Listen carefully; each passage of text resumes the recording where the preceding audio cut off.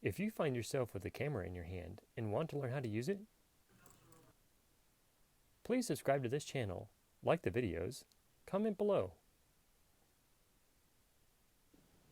Hey Photos family, this week we are talking about mimicking images that we want to learn more about or have a similar shooting style, being able to learn how that style is created so we can add it to our toolbox. We can use the same effects, the lighting. The more we understand about it, the way something is shot, the more stylistic we can make it, or the faster we can set up for that light, that look, that effect. Today we're going to be taking a look at making sense of the camera setup, the shot setup. I'm going to show you an illustration here of a product that I shot when I was working in studio, and it's a golf trophy. And so there was a specific desire that I wanted to shoot the look and feel of a Golf Network style introductory shot.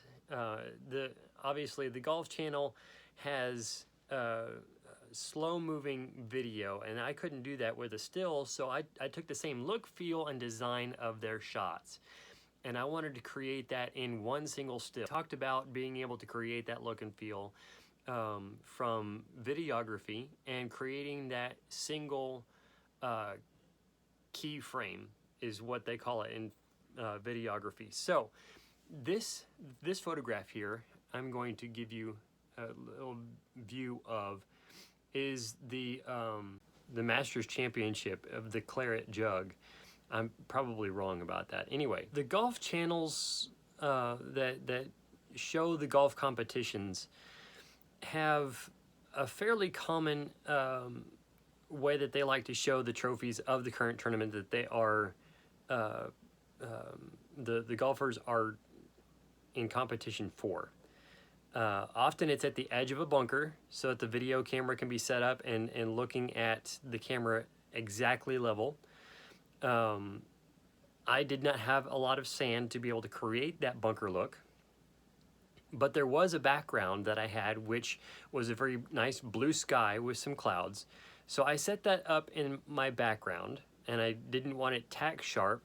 I didn't want to see the weaving fiber of the background fabric. So I separated that a little bit. I reduced my lens aperture so that the trophy and the golf tees are primarily in focus, but I also didn't want to show the type of turf the trophy was sitting on.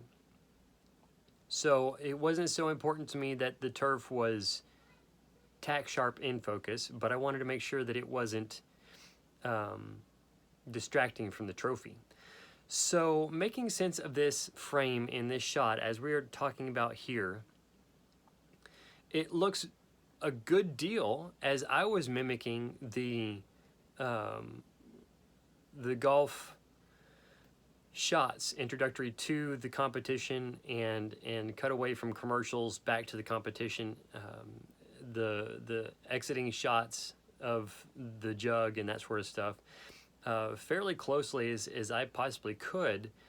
And if you wanted to mimic this yourself, then you would be taking a close look at the background. You'd be taking a look at the foreground, which I gave a little bit of definition with the golf tees over here in the grass.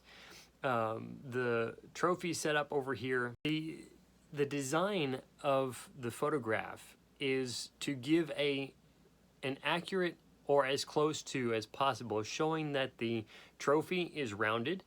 It has bands of metal with layers of that wood base, and that the jug itself, the claret jug as wine would be put in, is clear. It is etched. It has the same designs as any other claret jug that is awarded to a golfer that wins a championship.